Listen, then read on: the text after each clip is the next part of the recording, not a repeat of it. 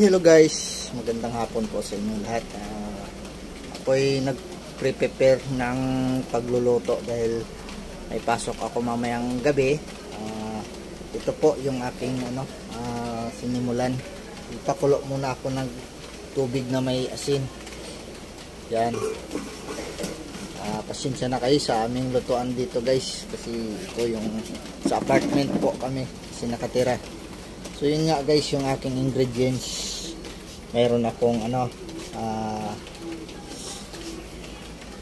lato sa Ilonggo, tapos kutapto sa Aklan tawag niyan.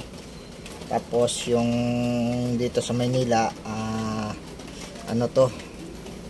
sigarilyas, balagay pala sa Iloilo ata ang tawag nito guys.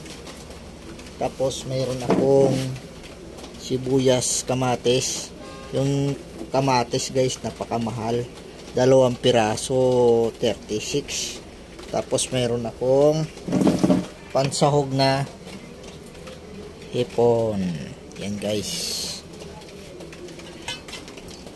yung aking ingredients. Tapos may nakalimutan pala ako na ito po guys ang nagbibigay ng sarap. Yun nga guys, kumulo na guys, lalagay ko yung sibuyas saka kamatis. Yan.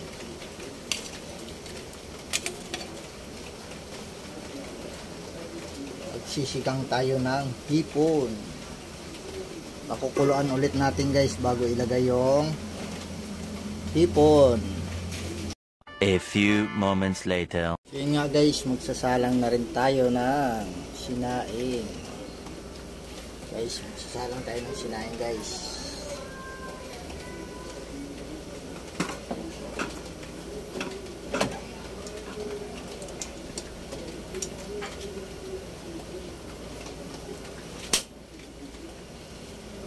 Habang kumukulo yung kamatis at saka sibuyas, ilalagay na natin yung hipon. Hipon guys, ilalagay natin.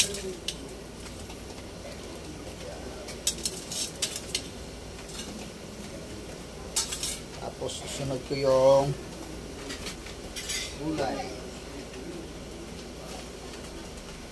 Guys, pakuluan ko muna konti guys bago yung gulay guys ha.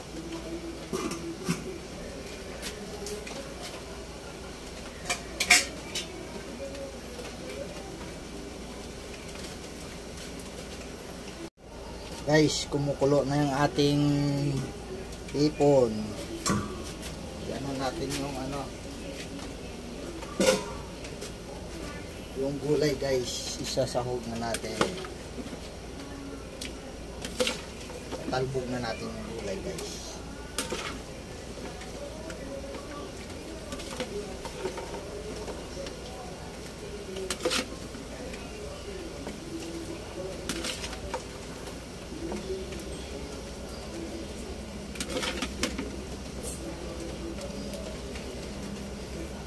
Sarap guys.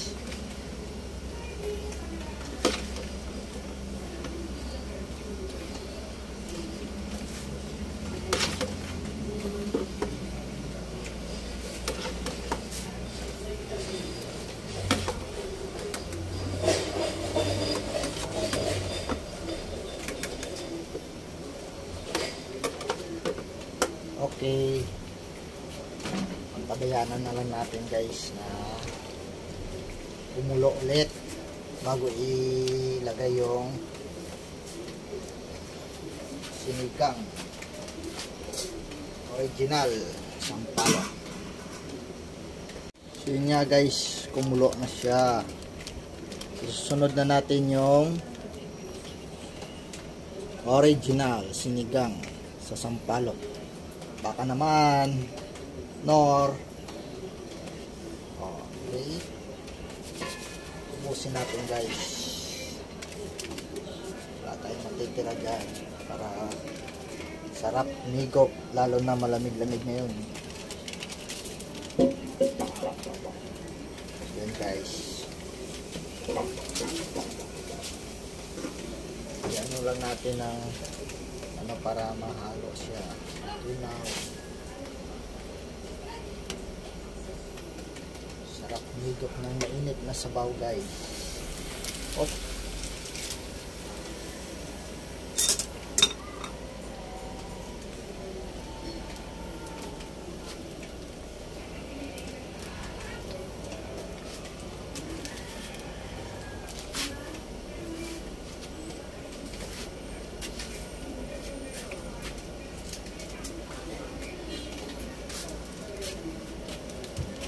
Sunod natin yung magic sarap, guys.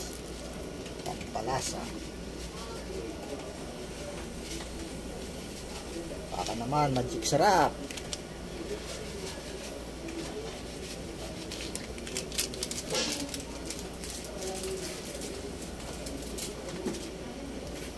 So yun nga guys yung aking ingredients sa mga pagluluto ng sinigang na hipon. Yummy, yummy guys. Tabayanan nyo na lang guys. Pakuluan ko muna ng mga 5 minutes.